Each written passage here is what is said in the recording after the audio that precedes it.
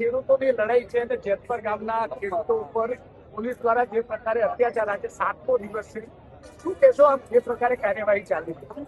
બિલકુલ જે રીતે ખેડૂતો ઉપર બળજબરીપૂર્વક એની જમીનો ઉપર કબજા કરવા, એક કંપનીઓ, સરકાર, ઉચ્ચ અધિકારીઓ અને પોલીસનો દુરુપયોગ આ બધું ભેગું કરીને ખેડૂતો ઉપર જે રીતે બેરહમીપૂર્વક અત્યાચાર કરીને જમીનો ઉપર, મા સમાન જમીનો ઉપર એની છાતી ચીરીને ઘૂસ્યો, એ આ સરકાર ખરેખર દયાહીન કહેવાય, દયાહીન રૂપ થયો છે હું કહીશ. આજે તમે વિચાર કરો કે એક અદાણીને એરપોર્ટ ઉપર 1 કલાકના ગાડી રાખવાના 120 રૂપિયા ભાડે આપવામાં આવે છે. એ જ અદાણી અહીંયા એક આટલી મોટી ખેતર ઉપર કબજો કરે છે તો પોતે ભાડે નથી આપતો. અમારી માંગ એ છે, ખેડૂતોને પૂરતું વળતર તો આપો જ, સાથે સાથે મેં તો એવું કહ્યું છે કે આખા ગુજરાતનો પ્રશ્ન છે અને આખા ગુજરાતમાં આજે જમીનની કિંમત 30-35 લાખ કે 40 લાખ રૂપિયો વીઘો છે. 25 વર્ષ પછી આ જમીનની કિંમત 2-3 કરોડ રૂપિયો છે. તો સ્ટેટ લેવલની કમિટી બનાવો અને 25 વર્ષ પછીની જમીન એની કંપનીઓનો પ્રોફિટ એ પ્રમાણે વળતર આપો, અથવા તો ખેડૂતોને, જે અસરગ્રસ્ત ખેડૂતો હોય એને પ્રોફિટમાં ટકાવારી આપો, એવી અમે માંગ કરી છે. સાથે સાથે હું તો એમ કહું છું, કદાચ એ સરકાર ન કરી શકે તો જે ખેડૂતોની ડિમાન્ડ છે પ્રોપર અહીંયા યોગ્ય વળતરની, એ વળતર આપે અને એ વળતરમાં માની લો કે એ ન કરી શકતા હોય કંપનીઓવાળા, ત્યાં સુધી કલેક્ટરશ્રી અને એસપીશ્રી કે આઈજી વિનંતી છે કે કોઈ ખેડૂતોના ખેતરમાં જાય નહીં, ટીંગાટોળી કરે નહીં, મહિલાઓ સાથે બરબત્તાપૂર્વક કરે નહીં.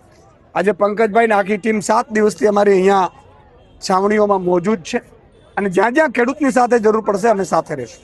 15 તારીખે ટ્રેક્ટર રેલી છે, એમાં આમ આદમી પાર્ટીનું શું સ્ટેન્ડ રહેશે? આમ આદમી પાર્ટી આ રેલીમાં સહયોગ આપશે. આ ખેડૂતોની રેલી છે, કોઈ પાર્ટીની રેલીઓ નથી. આ ખેડૂતો માટેની છે અને અમે અમારી ટીમને પણ બધાને સૂચના આપી છે, સૂચિત કરીએ છીએ.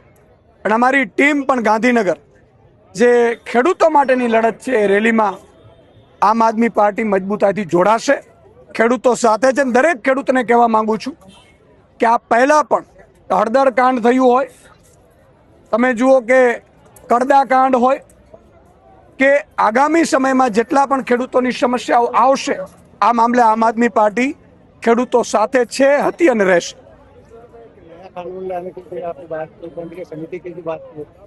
मैंने मुख्यमंत्री को लेटर लिखा है. मैंने पूरे गुजरात के किसानों, उनके प्रतिनिधि मंडल से मीटिंग की है, अफसरों से मीटिंग की है, एक्सपर्ट से मीटिंग की है और उस निष्कर्ष पे मैं आया हूं कि भाई ये पूरे गुजरात का सवाल है और ये लोग क्या करते हैं, बर्जबरी पूर्वक पुलिस को भेजकर, लोगों को डराकर धमकाकर, फर्जी केस कर और 2-4 लोगों को ज्यादा मुआवजा देकर ये लोग आंदोलन तोड़ते हैं. भाजपा को ये अभी आदत हो गई है कंपनियों के साथ मिलकर. इसलिए मैंने मुख्यमंत्री श्री को लेटर लिखा और ये कहा है कि अभी जो बाजार कीमत है वो 25 साल बाद या 30 साल 40 साल बाद ये करोड़ों में जाने वाली है जमीन. तो किसान की जमीन का मुआवजा उस तरह से स्टेट लेवल की कमेटी की एक रचना की जाए और वो उस तरह से मुआवजा वन टाइम दे, या तो फिर प्रॉफिट जो कंपनी कर रही है, अभी 8 रुपये यूनिट दे रही है कंपनी, भाई 25 साल बाद तो 50 रुपये यूनिट होगा, तो कंपनी तो करोड़ों कमाएगी. तो उस हिसाब से किसान को, जो असरग्रस्त किसान है उसको परसेंटेज वाइज हर महीने उनको प्रॉफिट से प्रॉफिट दिया जाए, प्रॉफिट में से परसेंटेज, ये भी मैंने डिमांड की है.